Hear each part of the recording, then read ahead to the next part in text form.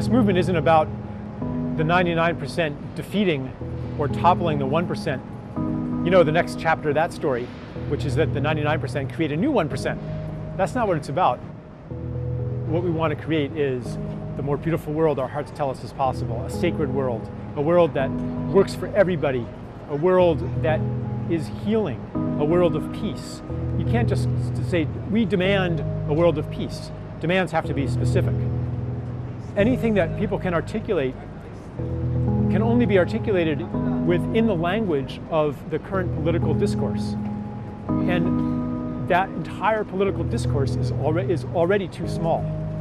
And that's why making explicit demands kind of reduces the movement and takes the heart out of it.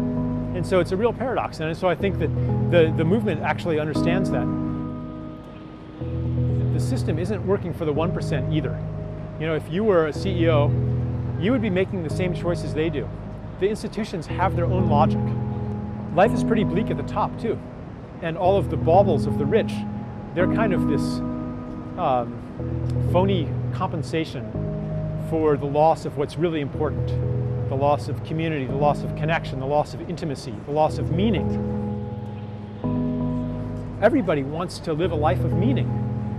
And today, we live in a money economy where we don't really depend on the gifts of anybody, but we buy everything. Therefore, we don't really need anybody, because whoever grew my food or made my clothes or built my house, well, if they died or if I alienate them, if they don't like me, that's okay.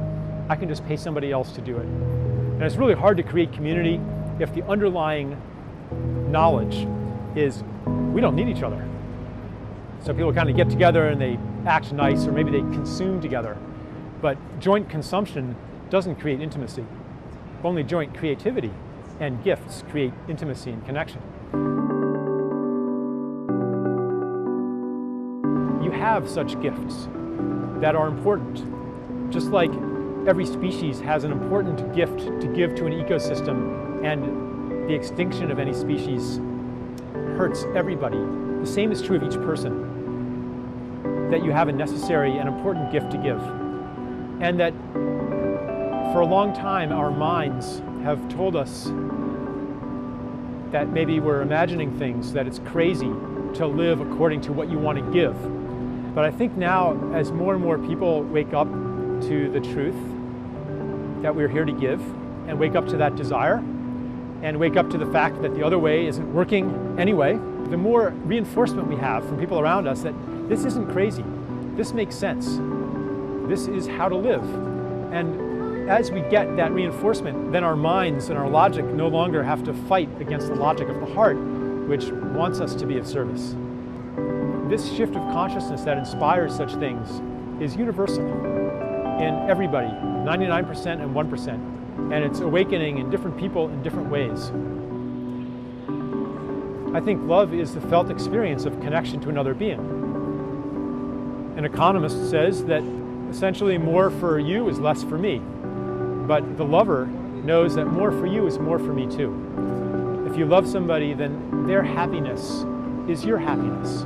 Their pain is your pain. Your sense of self expands to include other beings. That's love. Love is the expansion of the self to include the other. And that's a different kind of revolution. There's no one to fight.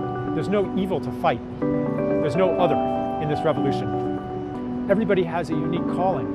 And it's really time to listen to that. That's what the future is going to be. It's time to get ready for it and to help contribute to it and make it happen.